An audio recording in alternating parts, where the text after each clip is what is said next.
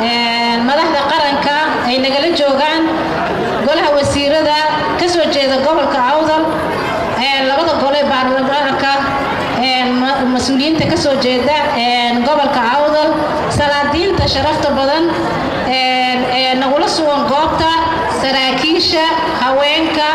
dhalinyarada dhamaan qof walba oo meeshan ku sugan ku salaamaya magaca iyo mansabka uu meeshan ku fadhiyo salaamu calaykum waraxmatullaahi wabarakaatuh maanta runtii waa maalin aad iyo aad qaali noogu ah waa maalin ay reer Awdal ku muujinayaan cududooda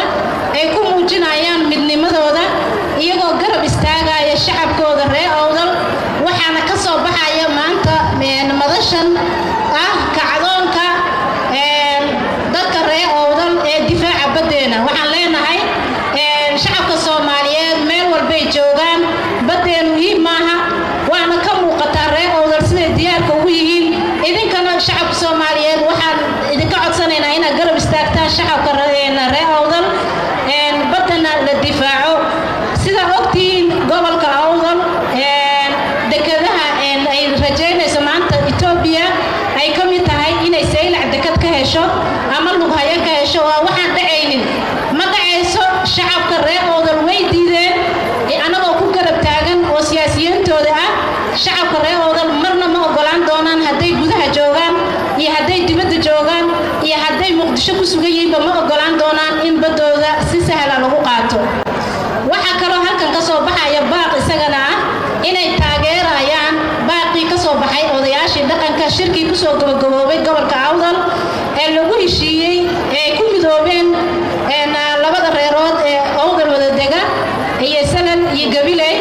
inay ku heshiiyeen inay shir guud isugu yimaadaan shirkaas guudna waa anigoo ka wakiil ah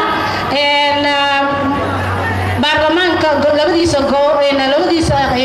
gole waxaan leenahay waa ayidnay waana ka soo qayb galaynaa shirkaas wuxuu noqon doonaa shirkii lagu dhamaystirayay midnimada reer Awdal waana ka soo qayb galaynaa xilliga iyo goortan waxaan ka sugaynaa odayaasheena waxa kale iyadana madashan ka soo baxaya cududda reer Awdal sida wada arkayseen gobolka Awdal cududdeedii way muujiyeen wayna ka soo horjeesteen in la iibiyo badooda sidaas si la mid ah waxa maanta cududooda muujiyay shacabka reer Awdal ee ku sugan magaalada Muqdisho gobolka Banaadir hadday oday leeyihiin hadday dhalinyaro leeyihiin hadday haween leeyihiin hadday siyaasiyiin leeyihiin dhamaan waxaan ka soo horjeednaa damaca guracan ee Itoobiya waxaan leenahay fariin muusan waxaan u direynaa fariin ah reer Awdal ma la iibin karo iska dhaaf badooda ma iibsanto badda reer Soomaaliyeed dhulka Soomaaliyeed iyo dhaxalka ummadeena ma iibsamayso shacabka reer Awdal iyagoo kaashanaya dawladooda federaalkana waxay u istaagayaan difaaca badooda waxay u istaagayaan difaaca qarannimada waxa kale fariin kale to halkan ka soo baxaysa maanta madashan ay noqonaysaa in shacabka reer Awdal ay yihiin Soomaali weyn ka mid yihiin maanta wixii laga bilaabo ay dhisan doonaan maamulkooda hadduu alla idmo gooni isku taagi doonaan calankaas buluugana uu naga dhaxeeyo shacabka Soomaaliyeed meel walba ay joogaan waxaan leenahay reer Awdal waa Soomaali weyn waxaan leenahay difaaca dalka loo istaago dhammaantayo anagoo halkan joognana waxaan diyaar u nahay saacad walba inaan ka tagno gobolka Awdal insha Allah waa isbiirsan doonaa midnimadeenu way xoogaysanaysaa insha Allah dawladda federaalkana waxaan leenahay diblomaasiyadii meel fiican aad gaarsiiseen inta dhiman waa dhamaystirka oo ah yaan dhulkeena loo soo dhicin